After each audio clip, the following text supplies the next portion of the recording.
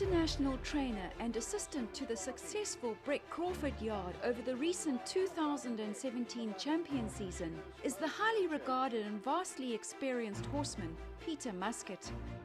His association with Brett goes back a long way to when Peter's father and trainer Brian Muscat in Harare taught both him and Brett to ride when they were just young lads. The rest, as they say, is history. When I started training in Cape Town, after I'd finished my time with David Payne in 1991, Brett came to work for me as an assistant. We started up at Philippi. We took a full yard at Philippi, which actually Brett now currently has that yard again. And we only had one horse for the first 2 months. We lived in the office. We couldn't afford any rent anywhere, so we spent 6 months in the office together. But yeah, so we go back a long way. Brett and Peter have had a fantastic champion season, landing 4 Grade 1 races alone. Conceivably, it could have been 6. We're pretty unlucky in the July, getting trapped 3 wide the entire. On the outside, Hendo Horizon trails 15 lengths off the leader. The Mercury Sprint search party was an unfortunate loser, coming from the outside barrier, spending a lot of petrol early. Very slow to go. So, you know, it could have been 6 and it could have been a great season. What are some of the most important variables, those things that set you apart from, say, some of the other trainers and their philosophies? Certainly my philosophy would be to try and get those horses as happy, as stress-free, going into their preps and keeping them contented even in their stable environment, and just keeping them on top of their game that way. There's a lot of factors that you can contribute to doing that. Riders, using different tracks, using different training tools, treadmills, walkers. We haven't got the access to swimming pools, but all those sort of things can come into it, and you can get them at the top of their game without hammering them to get them there too. Peter has plied his trade in other jurisdictions, including Singapore and Australia.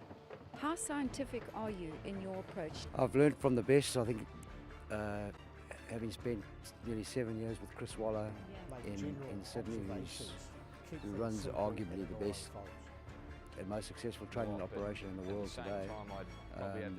He's fanatical about his records, and his preparation pre-race and sort of months in advance is exceptional. So follow those routines, and it makes life a lot easier if you've got it all on paper, on spreadsheets, and you can plot out a horse's program months and months in advance, and you can visibly see it. What have you been able to glean from perhaps how horses are trained in those countries and incorporated that into your training of horses today? Well, Singapore's an unusual situation. Obviously, being on the equator, it's very stressful on horses, and you have to do everything in moderation to get them fit. Australia is fascinating, based primarily on times. So you get an actual quantitative sort of evaluation of where horses are every stage of their preparation. So, for example, if we in Australia, Chris will employ a specific program initially when the horses come into work, and they work on a 10-week cycle from the time they come in to the time they go to the races. And because there's so many financial implications of keeping a horse in training, specifically in the metropolitan training areas, you have to try and keep to that schedule. So everything is geared to getting that horse to the races in 10 weeks. Does that generally happen? All the time, all the time. I think the primary difference or point that I'd like to make is, specifically Australia, that everything is geared towards the punter now. With barrier trials present a few times a week everywhere, every bit of information that punter requires to make an informed decision on backing a horse in the race is available to them. They're basically force-fed everything that they require, and it makes for good betting races and obviously substantial turnovers. Is it a lot more transparent in terms of the information that's offered to the punter and the availability of all that information? The availability is exceptional. Their websites are really top class. TV coverage is outstanding. You go to the races and it's actually an exciting afternoon out. They keep you entertained the whole afternoon by feeding you information. It's really an eye-opener to actually see them at work. Do you think that's partially what's led to the success of the sport in that country? 100%. There's no question. You know, obviously, the Australian public as a whole is a gambler. Yeah. So you've got that resource to tap into, but they get fed the correct information to make their decisions on what horses they want to have a bet on, and to make their day at the races enjoyable. You know, so it's quite something to see. Would you like to see that here? 100%. You know, I think, you know, obviously there's always trepidations about stagnating turnovers and drop-in turnovers, and I think it could certainly do with a bit of an overhaul, and you know, inject some new ideas into the whole concept, and I think it would benefit South African racing immensely. Now, where to from here for you? Well, basically the reason I'm back in South Africa is because we waited on a decision from Singapore Turf Club to go back and train there. All going well, Singapore will happen. If it doesn't, Brett and I have spoken, and there's quite a likelihood of us, Brett opening up a satellite yard here in Durban. Racing is in the Muscat family blood, as Peter's son Daniel is currently making headlines as an up-and-coming jockey on the international scene. Daniel was asked to go and ride a horse that he's been associated with for quite some time in England and Dubai, a horse called Fanciful Angel, trained by Marco Botti in Newmarket. And they took a chance. The very sporting owners decided they wanted to have a crack at the Arlington Million, which was run on Saturday in Chicago. He fortunately rode a tremendous race on the horse, and the horse ran second. What does it mean to you as a dad to watch that? Well, it's very fulfilling. You know, he's done things the hard way. He works exceptionally hard. His work ethic is unmatched. I basically have to salute him every day for what he goes through every day to continue his career. Well, I think the apple hasn't fallen far from the tree. Ulson Nzilana is well known in racing circles as the assistant trainer to Joey Ramsden, a role he's played for the past 11 years. I love the opportunity I get. I love to be in charge, to be assistant, and the most makes me happy when I go work the horses on the track. I see they're working well and they go to races, win races. That most makes me happy. Ulson spent the formative years of his life growing up on his family farm in Umtata. I started loving horses when I was young at my dad's farm. I think I was 12, 13. I was lucky to ride my dad's horses on the farm. With his father working in the racing stables at Summerveld, Ulson knew that this was the career path he too wished to follow. I said to my mom, whatever happened, I can go to school, but to me, I like to be with my farm's dad. Opportunities presented themselves on a trip to Cape Town. Come to Cape Town, I meet my brother called Milo. He's working for Vol Marshall now. I started working for Pete Stein. I started to be a groom, and then from the groom I started to be a head groom, and then for head groom I started to be assistant. And then I got joined Joey at 1998, just step by step.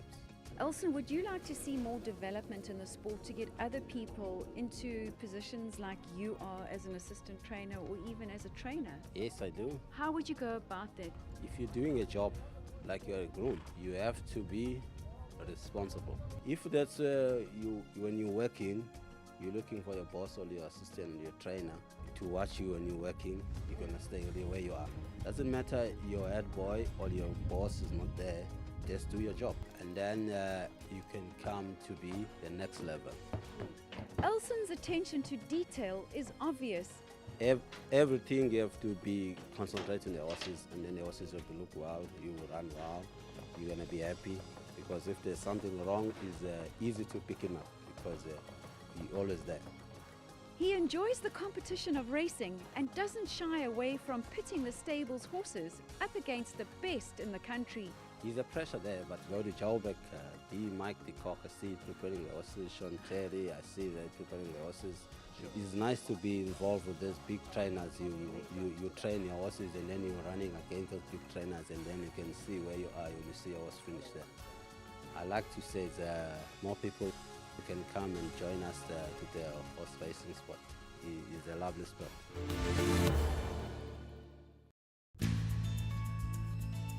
Lunga Gila is the man holding the reins for Cape-based trainer Glenn Kotson in their satellite yards. Where did your love of horses first start? I think that was 1998-99. Actually, I was working for Arthur Miller. I got a horse I used to look after. That was Brigadier Parker. That was a nice horse. That's a horse who won 10 races as a 3-year-old. From there, that's where I started to love the horses. You've worked for a variety of different people over the years. Have you learned something from each and every one of them? I think also that's another thing that helped me to have different experience. I did work for Mitchell Vessel like 9 years. When Glenn was looking for the assistant in PE, Mitchell said, listen, try this out. And then since from there, me and Glenn, and then we together, Glenn was happy. Lunga hasn't forgotten how his career in racing all started. That's amazing because I started as a groom. I was a groom. As a natural leader, Lunga seems to engender confidence and inspire others in the work they do. Are you very much a team here?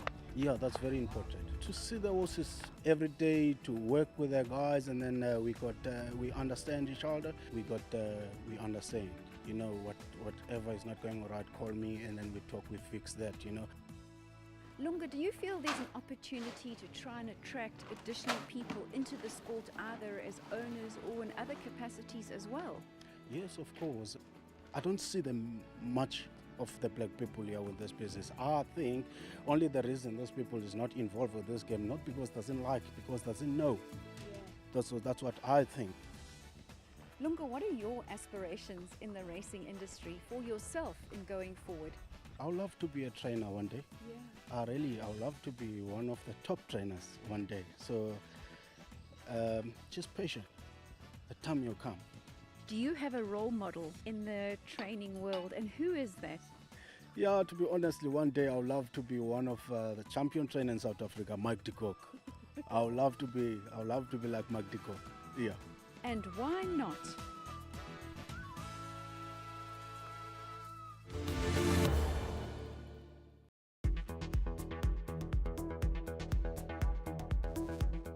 Head honcho is now starting to lift. He's a very awkward ride, but Anton Marcus is trying to get the best out of him. The talk of the town, head honcho. He's not putting it in, but he looks to win. And it's Cram Bam Bully the leader. It's My Turn, El Sahem, Nightingale, Edict of Nant, Horizon on the outside, Black Arthur, Marinaresco, Cram Bam Bully, El Sahem, it's close, Nightingale, Marinaresco and El Sahem, they went over the line as one. Train Fortissimo's running on. Zante hit the front. Kinan led a train. Down the inside, Banner Hill. Hermoso Mundo and Zante from Kinan. Hermoso Mundo. Zante, there's nothing in it. Hermoso Mundo's going to win it.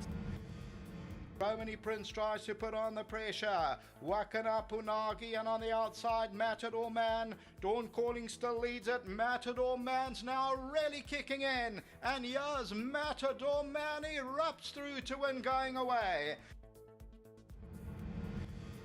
Desert Rhythm, Folk Dance, Lady in Black on the outside, and Folk Dance is running around. Desert Rhythm comes good. Here's Lady in Black on the outside, and Rockin' Russian's also running on, but it's now Lady in Black, and Lady in Black just made it home. Lady in Black won it.